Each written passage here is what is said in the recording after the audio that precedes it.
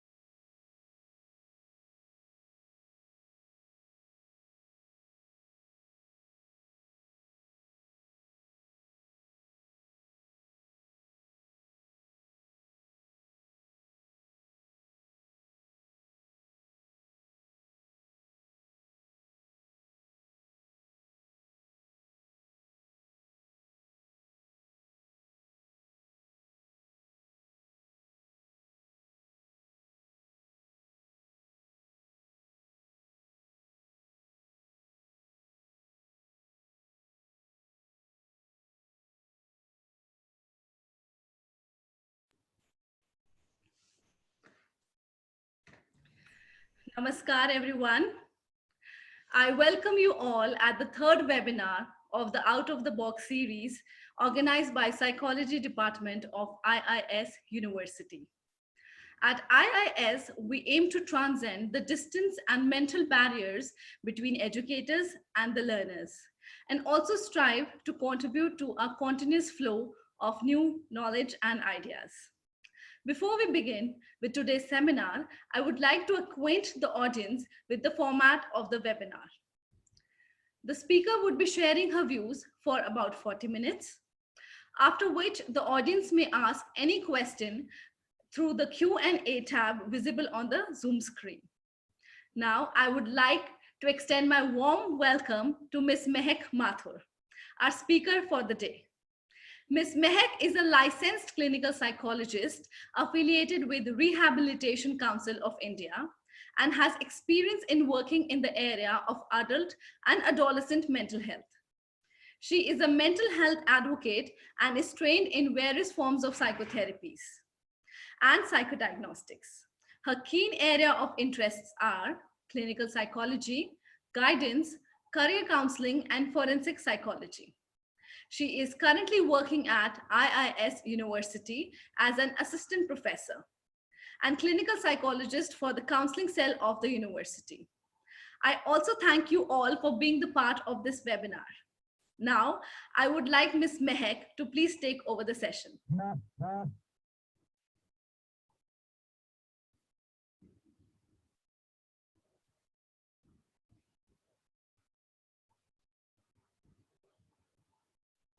Thank you so much, Sneha ma'am, for that wonderful start to today's webinar and for your kind words. And I'm truly honored to be presenting my topic in front of you all today and to be hosting this webinar today.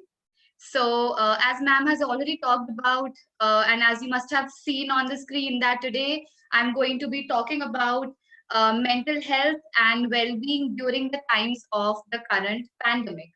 This pandemic, which is the coronavirus, the COVID-19 disease that has, that started in December, is a situation that we're all, sort of currently sharing right now. It is something that we all are, all have in common.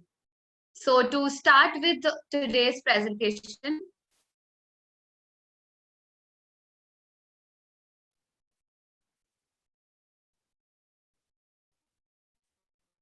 yeah, starting out with why is it important to even talk about the mental health effects and coping mechanisms, relaxation techniques, how to kind of cope with it. Why is it even important to talk about this?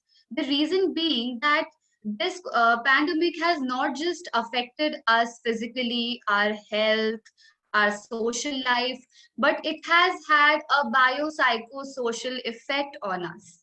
And the psychological disturbances which we might have been reading about now or listening or seeing didn't just start like that. It was a whole process. The whole process started when we were struck by this pandemic.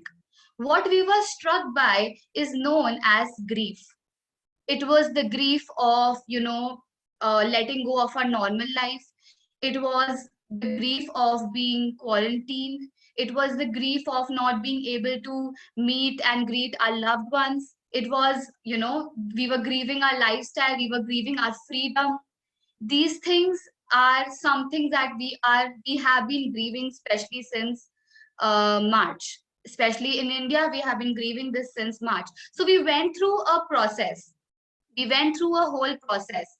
The first stage of that process was denial. In the beginning, we were first denying. We were probably, most of us, I'm not going to be generalizing it, but a lot of people were in denial that this is not going to reach us. It's there in another country. I'm probably not going to get infected by us, or we are immune to it. It's not going to reach us. Something as big as this virus is maybe not as severe, and maybe we will not get affected by this. There was denial, and then there was anger, especially when the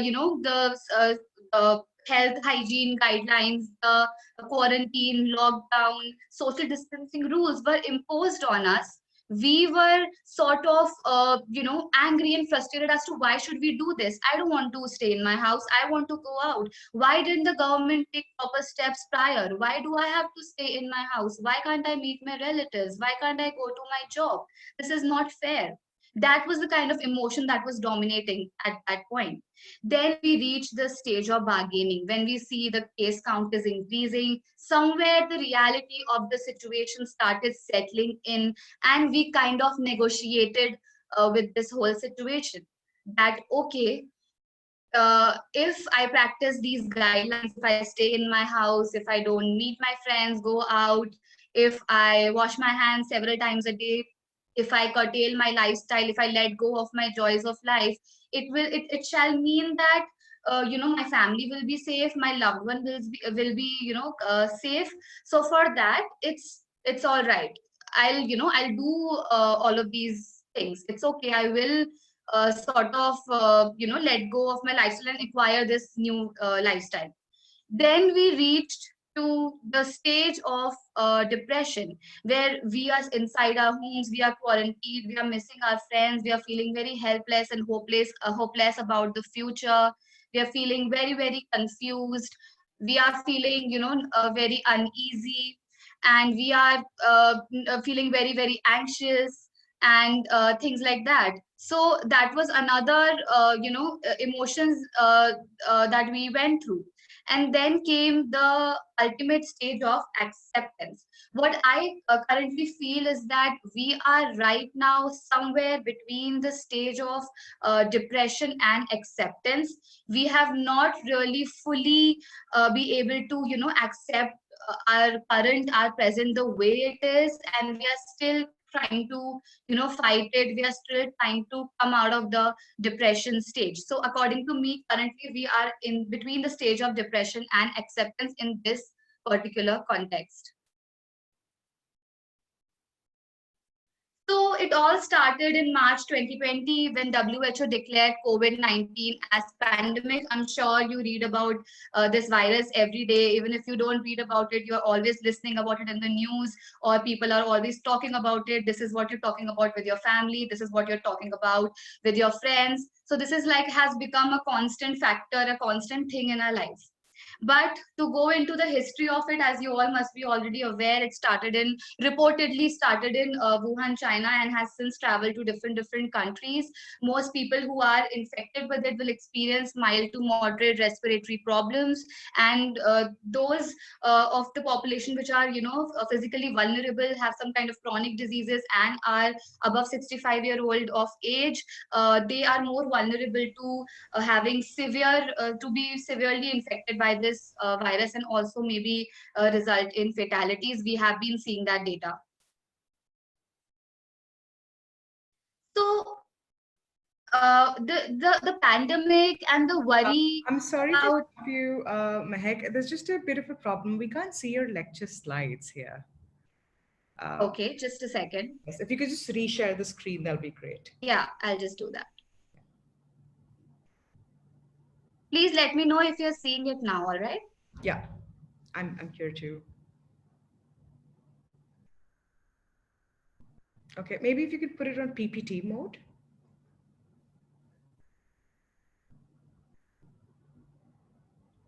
Is it visible now? It's just the first slide that we can see.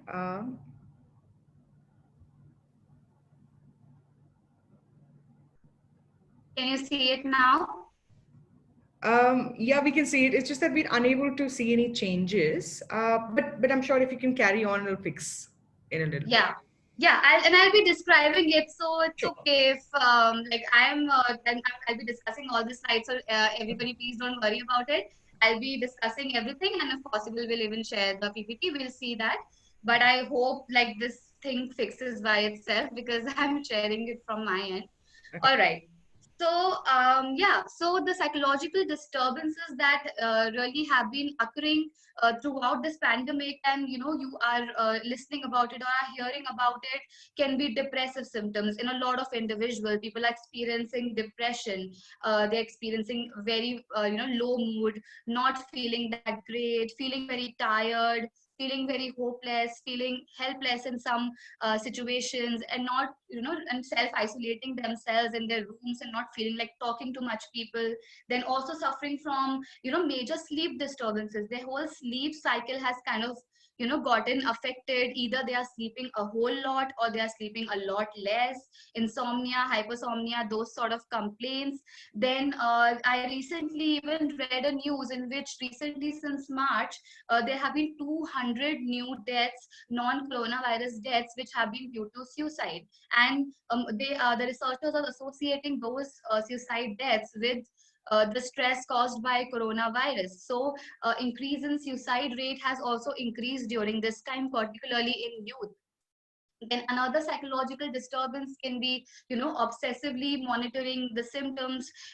Any sensation that you feel in your body, any sensation that you feel, which you feel like maybe I'm going to get sick, maybe I'm going to get infected, maybe I'm already sick of coronavirus, maybe it has happened to me. If I cough once or if I sneeze once, I completely catastrophize it to meaning that maybe I've already gotten the disease, and then that causes a lot of anxiety. So people are obsessively checking their symptoms. They are using thermometer all the time during the day, or they are taking medications for cough and cold even when they don't need to. So that kind of paranoia is there.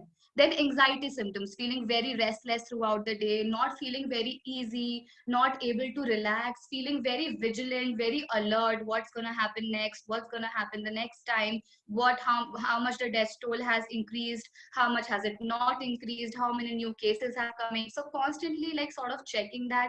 Then of course headaches, getting migraine and tension headaches during this time has is also been reported to have increased. Feeling really unproductive, feeling really lazy, feeling not wanting to do anything, and then also feeling guilty about it. Also feeling guilty about having your day wasted. I didn't do anything today, I'm so useless. I'm home now, so if I'm home I should be able to do so much more than I would have done if I was working or going out. And constantly feeling, being in that loop where you're feeling guilty and feeling very unproductive, feeling very lazy.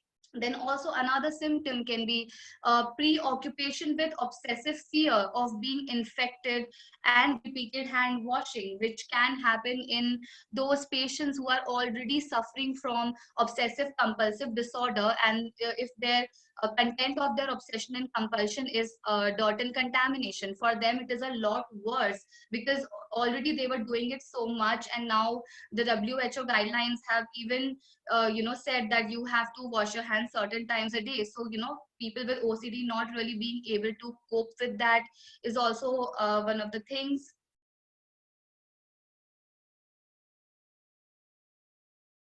Then what the ones that I just discussed right now, these are these are relatively a more severe symptoms. But if you see in our youth, if you see in children, if you see in teens, they are also having a lot of adjustment issues. So this is a new scenario, a new condition, where now we now have to adjust to it. There is a loss of privacy. Those people who were already staying in hostels, where they were staying in their own flats, they were staying in their own PGs. Now they have come back, and now they are staying with their parents, and they are staying with their family, and they don't feel so much freedom. They feel like they're being constantly taunted by their family members or their parents. They are really missing their freedom. They are really missing their autonomy. They're not able to talk to their friends as much, not able to talk to their partner if they have any partner. Then some students, many students in fact in India, are having really anxious thoughts and stress related to their examinations. Those who have already done their 12th, their examinations are on hold. Those who are in college, their admissions are on hold right now. So even they are experiencing a lot of stress and anxiety during this time because of a lot of uncertainty. Humans like certainty. We all like certainty, and these days what is happening is that we are not able to plan ahead for more than 3 days. You know what you're going to do today, you know what you're going to do tomorrow, you know what you can probably do day after tomorrow, but you can't plan long term as of now. So that is one really, really big cause of stress. Then maintaining a work life balance. So some people escape home and go to work. Going to work is their thing to really escape their house. And for some people, they don't like to work at home. They like to keep their work and their home life separate. But right these days, everything is getting jumbled up. You're working at the same time, you're doing your household duties at the same time, and you're getting disturbed doing work. When you're doing your household work, you're getting disturbed by your work calls, and everything's getting mixed up. You're getting frustrated, you're lashing out, and you're not able to really handle both of them in your house, your work and your personal life. Then also a lot of people, what they're experiencing is that there's so many people, their weddings, their marriage plans have gotten postponed. They had a, yes, Shikha?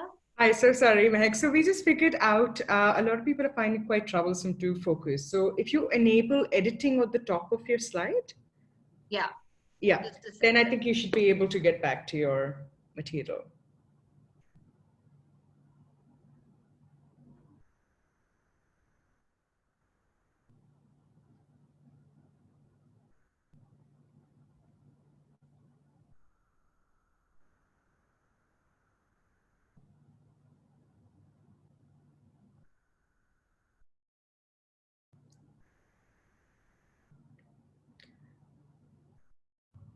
Is it Thank you so much for everybody who's joined. We've been seeing a tremendous amount of participation.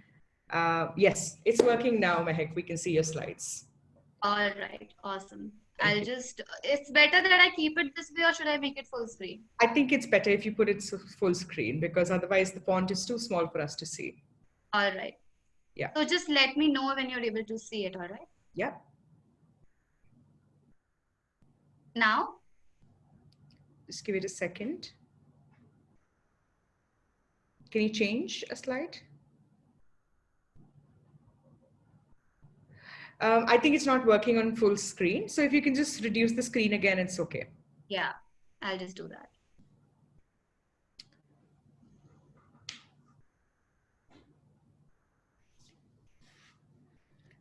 I think these things are kind of bound to happen once in a while, right? Yeah. I think we Yeah. can see it. If you can also, if maybe you want to zoom it a little bit, then we can see the font. Yeah. Yeah. I think that's perfect. Yeah, that's All fine. right. Okay. So this was the slide that I was on. I was also talking about how many people, so many youth would have, they would have postponed their wedding plans, and now they don't know when they can get married. So all of these things, I know when you see a bigger situation, this virus is bringing a big health risk. So of course, our health is more of a concern right now. But these factors are also some factors which are repeatedly, causing stress in the youth right now. Now, who are the people that are more at risk to developing these psychological disturbances? These could be the first responders. Those people are more vulnerable to developing mental health issues during these times. These are the doctors that are working on COVID patients, the nurses, the medical staff, police. They are working in a very highly stressful environment right now. Already there is so much human cry about this disease, and they are worried about their own health. Then they have to go back home, and they sometimes worry about their family members' health, and fear that they will infect them by going on their duty. So they are suffering so much, they are suffering so much stress, and they're also sadly facing so much stigma from their neighbors or other people. We've all read the news that they are not being treated properly. So that is also the reason why they are under so much stress. And of course the older population, and the reason why the older population is experiencing stress is because they are more vulnerable. So they worry that if they go out of the house, they will get infected. So they are more, under more stress than others. Then people who have chronic physical ailments, same reason, because they are more vulnerable. Then those that are quarantined alone with no social support. So a lot of our friends and relatives, they are stuck wherever they were. They couldn't come back to quarantine with their family, and they are stuck in some other country, or they're stuck in some other city, and you are not able to reach out, and you are not able to meet them. So that being alone during this time can result into feeling of lot of loneliness, and maybe sometimes in some cases depression. So we have to really look out for those people as well. Then those who are quarantined in an abusive household, not everybody is happy to be there in their home right now. Some people's their homes are abusive. They suffer from domestic violence, or there are toxic people in their family members, and it's really not settling right with them, that they don't have their freedom right now or autonomy right now, and they are suffering from various kind of abuses. So that's also one of the things. Then of course, apart from that, the people who have addiction problems, because you know that in the beginning, people were not getting access to the substance that they consume. So a lot of people were during this time are having withdrawal symptoms, because they are not getting access to the drugs. And the withdrawal symptoms are also a leading cause for a lot of depression and suicide rates in the youth right now, because they're not getting access to that particular substance. And also use of caffeine, drinking a lot of coffee, drinking a lot of tea, usage of those substances has also increased during this time. Then what really is the right way to respond to this? Is there any one right way that all of us should respond to this? The answer is no. There is no one right way to respond to this. uh, Everybody copes with stress differently. How we are living right now, howsoever we are, our reaction is normal in an abnormal event. What we are going through is an abnormal event. So we don't have to feel any shame or have to feel any guilt about the way we are feeling. If you're getting angry, if you're getting frustrated, don't feel guilty, don't personalize it, don't feel that why is this happening to me. It's completely normal. Validate your feelings, validate how you feel right now, because we are living in uncertain times. That is the reality. And everybody reacts to stress differently. If Do not compare your life to somebody on social media if they are having a productive day or they are doing something that you are not. First of all, do not do that. You do what is best for you. You cope how you are able to cope. And also, we always study the concept of eustress and distress. So I'm not saying that you shouldn't have any stress during this time. Some amount of stress, the good stress, which is the eustress, is needed, so that we are not careless, so that we are able to protect ourselves, so that we are safe, so that we follow the guidelines that have been imposed on us, so that we are careful and we are responsible with our own health and the health of our loved ones. So what are some things, some ways that we can cope maybe for the beginning? Whatever we can, do during this time. The first thing that we can do is to just, the very simple thing is to just set limit on your, news intake, how much of the news you're taking in. Do not check your phone first thing that you wake up in the morning or just before sleeping. At least keep a gap of 10 to 15 minutes, and do not read news especially before you go off to sleep. And resist the urge to know everything about the disease, everything that is happening in the world. Know only how much you need to. Even if you're watching news twice a day or max to max thrice a day, you're getting all the information that you need, which is important for yourself and your family members. So don't share WhatsApp forwards, don't spread fake news, don't spread gossips. Try to discuss about this virus as less as you can with your loved ones. Of course, if you're having concerns and apprehensions and you're feeling really heavy and you're feeling very scared, of course, that then you should reach out. But try to resist this urge to constantly check, okay, how many death counts today, okay, how many new cases today. So don't get into a habit of that, and if you're doing that, try to curtail that. Then I think next thing which will be good for all is physical exercise. Engage in, try to try to do your best and engage in physical exercise at least for 15 to 20 minutes a day. It can be just rope jumping, it can be just climbing your stairs up and down, it can be yoga, it can be just taking a walk. If you live in an independent house, just take a walk. Or you can, there's so many apps, so many YouTube videos available where they have workout videos that you can do at home. Try to incorporate them, as you're not able to go outside, so try to do those things at home if it's possible for you, and whatever works best for you. And also try to just really picture that what is really in my control right now and what is not. I think that also helps a lot. What is in your hand right now is to take care of yourself, to stay in your house, take care of us, take care of yourself, take care of your health, maybe work on a skill, work on a hobby. You can make sure that you are fine, you can make sure that your family members are fine.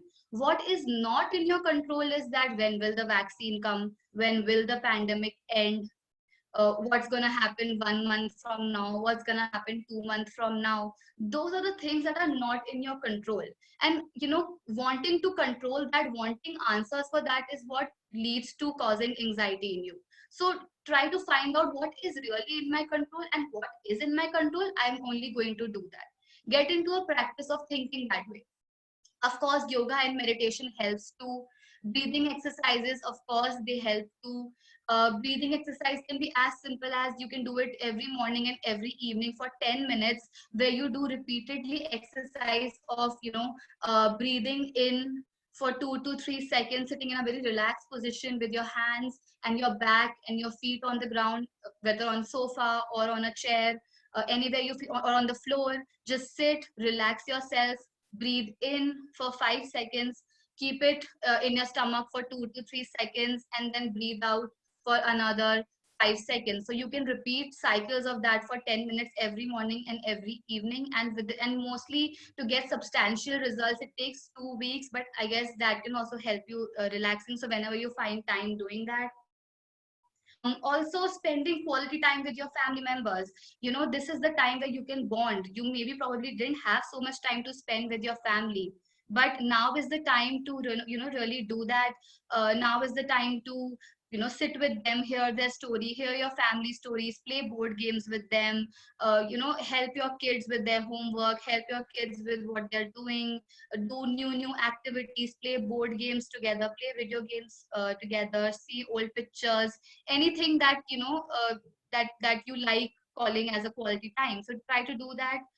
And try to maintain a daily schedule, try to maintain a routine, whether it's your sleep routine, your eating habits, or what you do generally every day. Try your best to have a routine that you have to follow every day. There are also a lot of social distancing games that have come up. You can play on Zoom, you can play on many apps. There are so many group games, and I think people have already started doing that. I think now is the best time, and I actually feel that we have become more socially connected than we were before the lockdown. We have gotten in touch with so many lost friends, so many lost relatives, and we can get together on so many social media apps and chats and play so many social distancing games. You can play charades online, you can play a lot of other games, tambola, lot of other games have come up. You can Google and find those social distancing games to keep yourself kind of busy. And also make sure and try your best to check in regularly on those who are quarantined alone. Check in if they are fine, they are doing well. Stay connected with them through video call, video chats, chatting, and talk about things other than the pandemic. So check in regularly on those individuals that your friends and loved ones who are staying alone and are quarantined alone this time. Try to not also self isolate yourself in your room. Try that you keep sharing what you feel, what your concerns are, what your fears are with your loved ones, with your trusted ones. Try to not self isolate, because like they say, what we are doing is social distancing. Do social distancing, do not do emotional distancing. These two are completely different concepts. Social distancing is where you can't go out and you have to stand away from people. You can't go out and meet and greet your loved ones, but you can still stay connected with them through phone, through social media and other platforms. So get into a habit of doing that, and keep sharing your concerns and your worries with them, and don't just internalize it and pile it on. Share the burden of household work. So now that everybody is, most of the people who are staying with their families, try that, the burden of household work is not uh, try that the household work is not falling on one individual person, and then that you're all sharing household work, who's washing what, who's cleaning, who's cooking. That work, try to divide it so that the stress of household work is not falling onto one person, and that way there will be less quarrels in the house. That way, at least you are reducing stress of the caregiver of the house. Now, how to this is for how to manage your negative thoughts that you might be having. A lot of catastrophizing thoughts, that what's going to happen now, what's going to happen next, what's going to happen to the future, am I going to die, am I going to get infected, what's there, what does the future hold. So a lot of people may be getting swarmed with a lot of such thoughts. So like I have mentioned prior also, the key to that is to know what's really in your control and what is not, which I have already discussed. Know that, okay, this thing is not in my control, I can't help it, so I can only do what I can do. If you see your neighbors are not practicing social distancing, they are going out, and you're getting worried that oh my god, they are going out, I will get infected, maybe I should call police on them, or maybe I should yell at them or scream at them. But what you can do is that you can stay in your home, you can keep yourself safe, you can practice social distancing, you can make sure that you are safe and your family members are safe. You can't really make sure what your neighbor is doing. Yes, you can of course give them suggestion, but there's not much you can do. Of course, you can't predict when the vaccine is going to come, when everything's going to get all right. You can just practice, you can just stay in the present and do what is in your control. Remind yourself again and again whenever you get a lot of catastrophic thought that what's going to happen now, treatment is not going to come, nothing's going to happen. Remind yourself that there are a lot of medical facilities, scientific and public health experts that are working on this as we speak. Yes, it's getting delayed, but eventually it will come, like or some update will come, some kind of a good will come out of this, as it has previously also. So if you think that nothing's happening around it, remind yourself that there are some people who are working on it, the government is working on it, medical agencies are working on it.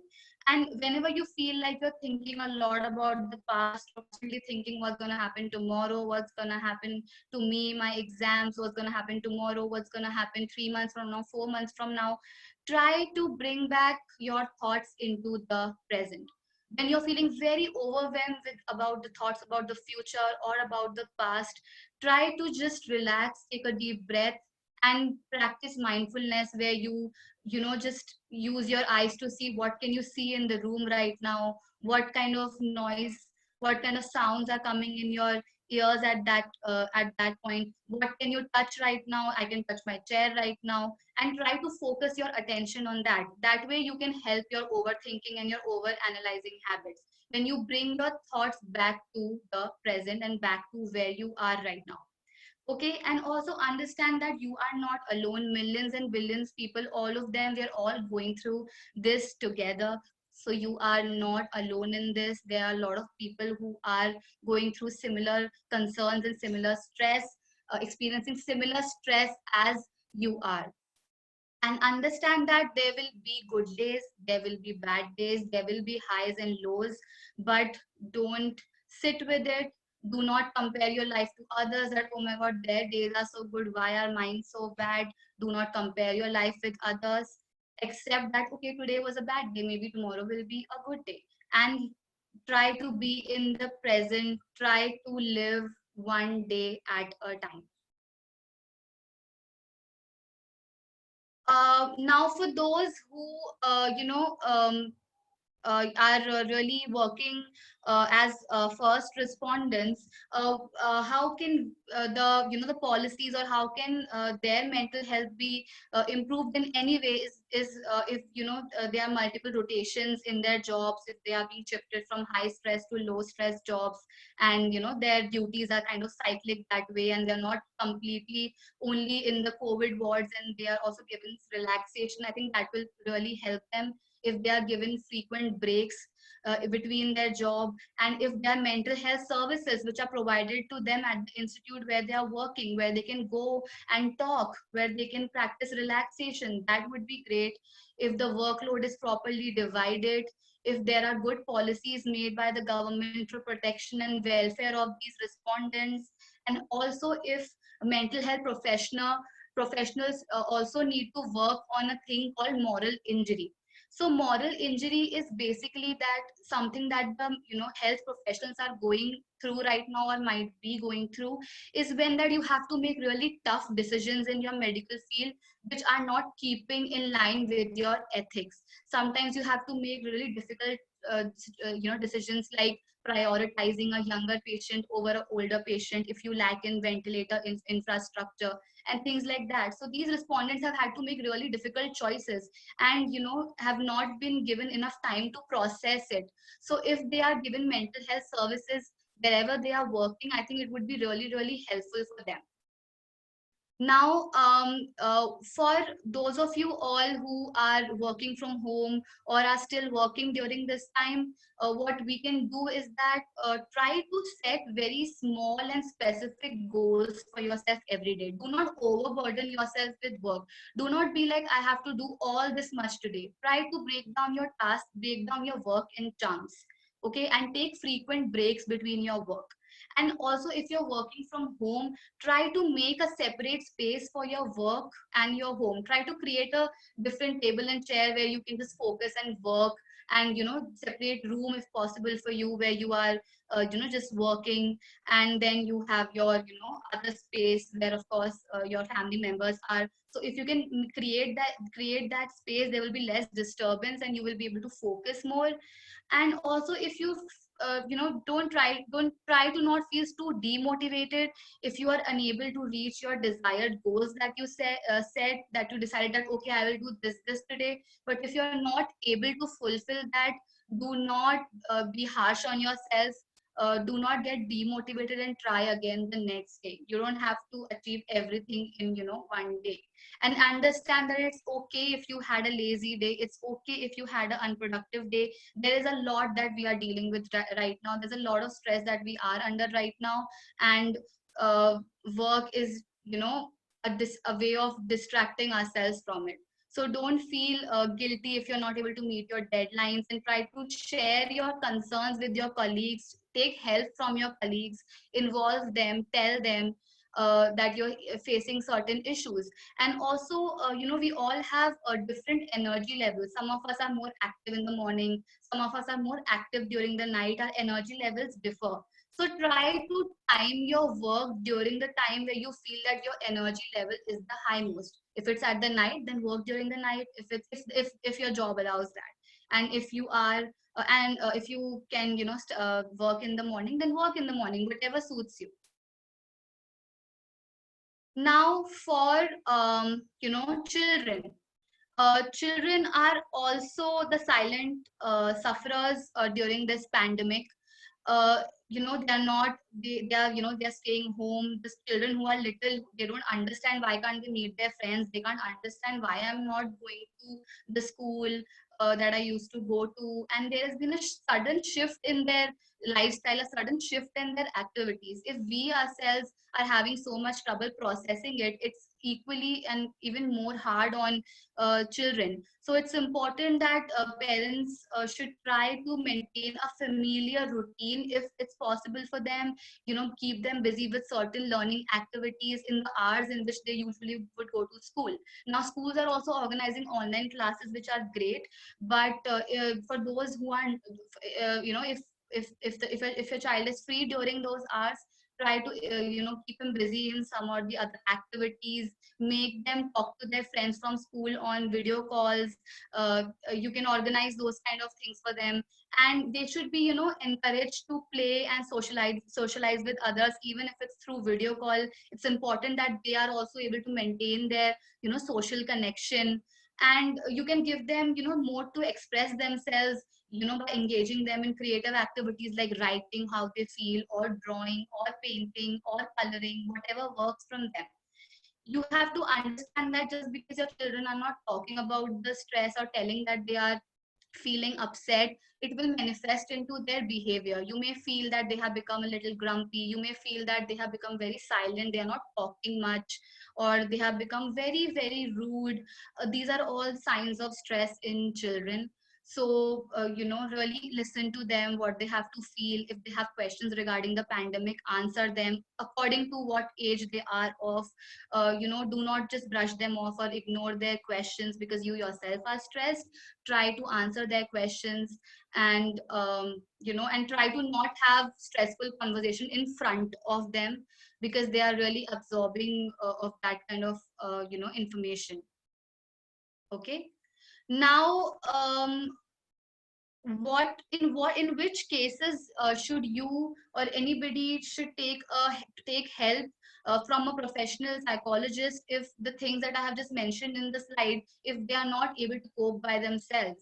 Okay, so those who are having severe distress symptoms, they are feeling really hopeless, they're not able to get out of their bed and are not feeling good, do not feel like talking to their friends also and family members, it's better that they get in contact with a counselor, a professional counselor.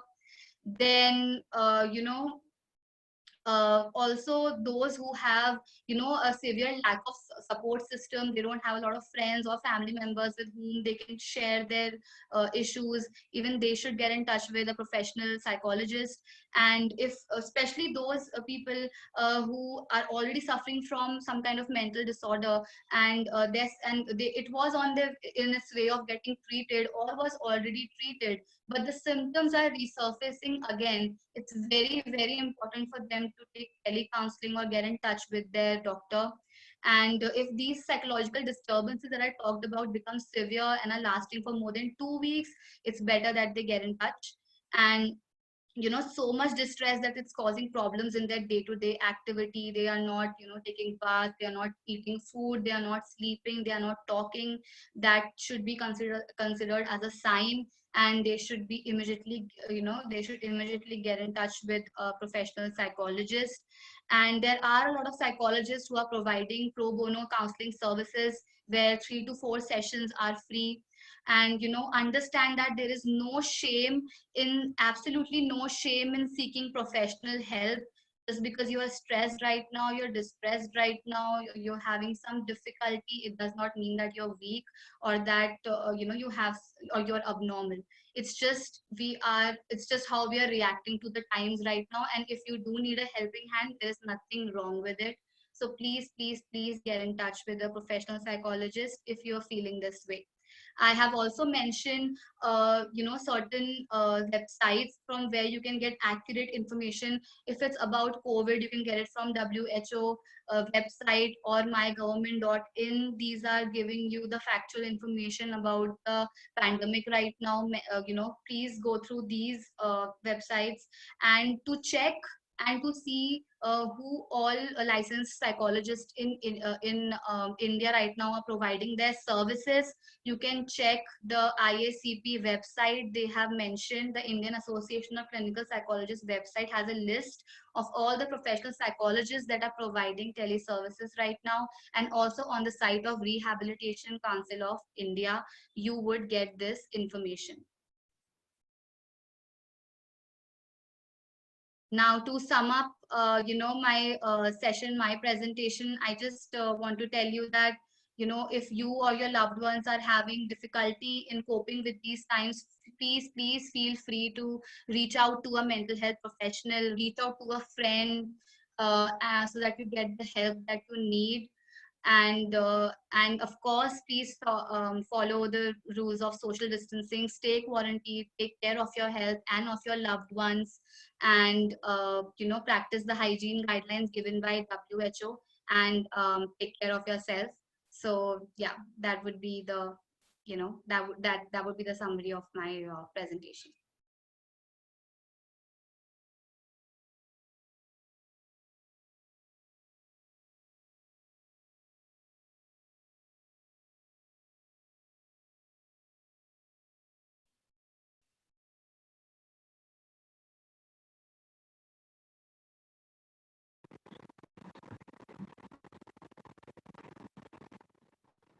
Thank you very much, Mehek. I am Dr. Megha Arya, moderator for the day, and I welcome you all once again to the third session of the Out of the Box, a series of live interactive virtual seminars presented by Department of Psychology, IIS team to be University. Before we begin with the QA round, I really want to congratulate Mehek for giving such a vibrant talk on pandemic and how to maintain well-being, and also instilling a new ray of hope in each one of us. I'm very much sure that most of the listeners have must identify themselves with the topic. And I won't even shy away from saying that I myself have experienced lots of mood swings and also depression during these days. But I think that it is really important to keep in mind that actually it is during these testing times we need to really keep our spirits up, because after all we are only locked down, not knocked down. So with this, I'm going to put up the first question to the speaker. And the question is actually related to the students who are facing a huge amount of stress, especially related to their future, and how can they really train their brain to not to react impulsively and handle situation calmly. But Mehak, you have already answered that beautifully, so I am moving to my next question, which is how to accept that this probably will be the new normal and pre and post lockdown times will be different. Yes, I think that's a wonderful question, and it's something that all of us are resonating with, because we can somewhere feel that we are changing, the world is changing, but we have to have faith in human resiliency and in human adaptability.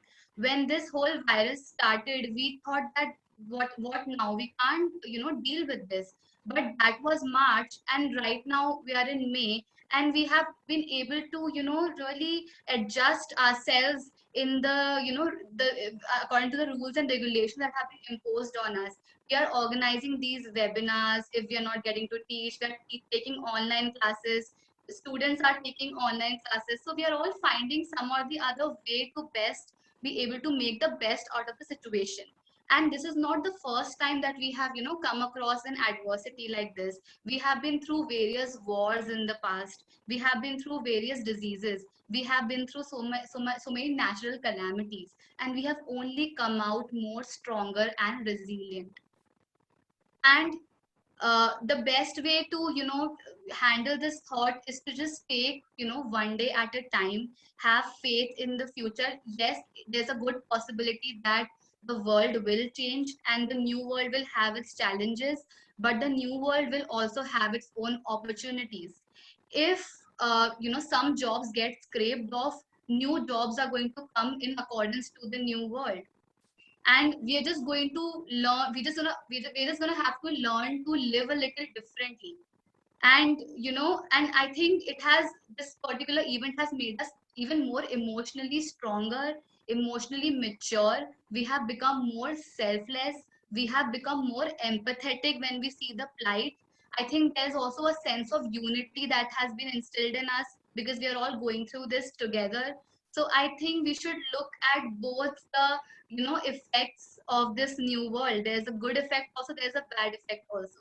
So sometimes we can focus on the good effects also, and take it one day at a time, and not be like, okay, what next, but experience each day the way it is. So I think acceptance is the key. Yeah, very well said, and I think we all are with you on this. The best thing here is to stay motivated and do not lose hope at all. Right, so Mehak, I'll move to my next question, which is uh, what can one do if their home environment itself is really harming? So, how to cope in those situations? Okay. So, if by harming it means that the person is particularly staying in a very toxic environment and there are frequent fights, quarrels, or some kind of issues that are happening in the house, and if the person is staying there, what you can do individually is to introspect and kind of think at that, are you at anywhere responsible for those things happening? If you are, then try to understand that, just like you are going through a lot of stress, the other people in your house are also undergoing a lot of stress. So if they are getting frustrated, angry, or lashing out, try to understand that, they're also losing control over their emotions, like maybe you are also. But if that is not the case, and your home environment is negative throughout, and kind of maybe emotionally abusive, in that case, the best thing to do is get a social support which is not your family. Just get in touch with a friend, get in touch with a therapist, so that you can share your concerns and your issues with them, because you're not able to do it with your family members. So I think for you it is better that you keep sharing this with a friend, and do some activity that can help you cope with it out of the ones that I have mentioned, and also get in touch with a professional therapist. I think in that case it would be helpful, because the person is stuck inside that house throughout the day. So if they are not really able to do anything about it, it's best to talk to a professional. Yeah, very well suggested. I think peer support and the support of significant others can really do wonders. My next question is in this pandemic, we are required to wash our hands on a routine basis. So, can this be a seed for OCD in the future? Yes. Unfortunately, the answer would be yes. OCD cases have spiked since February. OCD, which is obsessive compulsive disorder. In this, especially like I was mentioning previously, the OCD of dirt and contamination, and the intrusive thought of infecting self and infecting others uh, is very dominant during this time. So yes, this pandemic can lead to us seeing more and more cases of OCD in the future.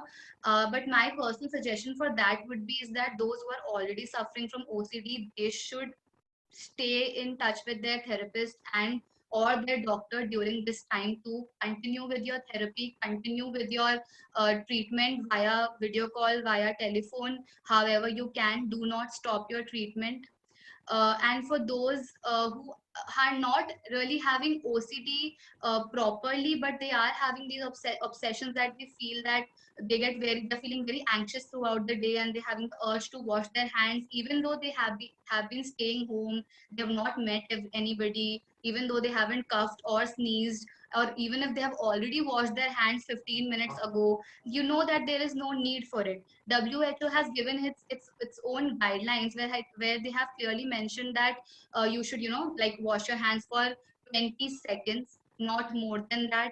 They have mentioned that you have to wash your hands when you're cooking, or before you're eating, or if you are going out and coming back home, if you're handling any object that has come from outside, if you have shook hand with somebody who has come from outside, or if you have sneezed, or if you have coughed, that is the time you need to wash your hands. So if you're getting intrusive thoughts again and again, despite of not having done any of those activities, really talk to some other person, that I'm getting this thought, should I really should I really wash my hands these much times a day, and continuously try to fact check yourself. No, WHO's guidelines are this and this, I need not do it more than this. So you can do your self help that way, but of course if it gets really out of your hand, you're getting very anxious, you're not able to control your urge of hand washing, then of course you should get in touch with a mental health professional. But other than that, you can practice self-care by reminding yourself what WHO hygiene guidelines are and sticking to it. And tell a caregiver that if you feel that I'm doing this activity, please let me know, please stop me. So you can engage anybody who is in the house to help you with that. But yes, in future we might see a surge of OCD cases related to dirt and contamination because of this pandemic. Yes, I do agree on it, and the WHO has itself said that we should now start living with the pandemic and should also make a part, should make this part of our lives. But Mehak, if people have difficulty in getting support from the people around them or maybe from their friends, and they even don't really feel willing to talk to professional health workers, so what steps should they take to avoid any bouts of unpleasant emotions during COVID-19 situation? Practice coping whatever in the past has made you, whenever, except for this stressful time in the past, whenever you would feel stressed out, what would you do? What would really help out your mood? That doesn't require an activity of going outside, but what is it that you can do in your house that makes your mood better? Is it journaling? You can, pen down your thoughts as they come. You can maintain a journal when wherever you are getting negative thoughts, you maintain that journal and you omit it out into your journal, and get into a habit of writing every day in it, so that all your negative thoughts are kind of put there, and you can, it's very cathartic and very therapeutic to maintain a diary. So you can write down your thoughts there, or you can even put them in a recording. You can record how you feel as the thoughts that are coming in your head. You can record them. If you can't tell anybody, you can just record them and get done with it, so that you feel lighter. Of course, the meditation and yoga practices that I've said, they also work well if you're not ready to seek social support. Although of course I would recommend that seek social support. No, there's no other better comfort. But if that is not available to you, then you can engage in self journaling, recording, yoga, meditation, and activities like that.